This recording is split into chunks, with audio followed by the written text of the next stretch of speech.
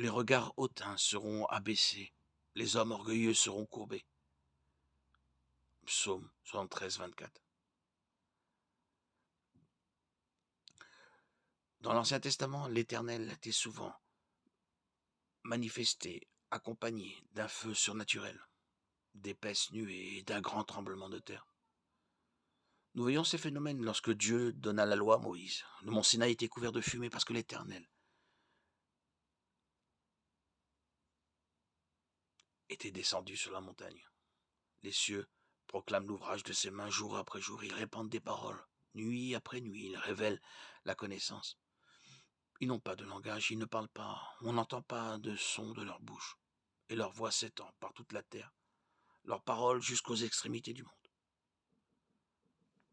Le psaume 13,12 appelle le ciel lui-même gloire. Les chrétiens parlent parfois de la mort comme d'un accueil dans la gloire.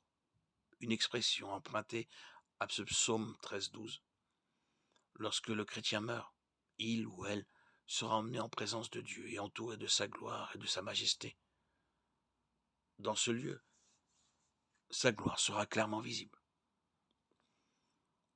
Aujourd'hui, nous voyons comme un reflet dans un miroir, alors nous verrons face à face. 1 Corinthiens 13,12. Dans la future nouvelle Jérusalem, la gloire de Dieu sera manifeste. La ville n'a besoin ni du soleil ni de la lune pour l'éclairer, car la gloire de Dieu l'éclaire et l'agneau et son flambeau. Apocalypse 21, 23.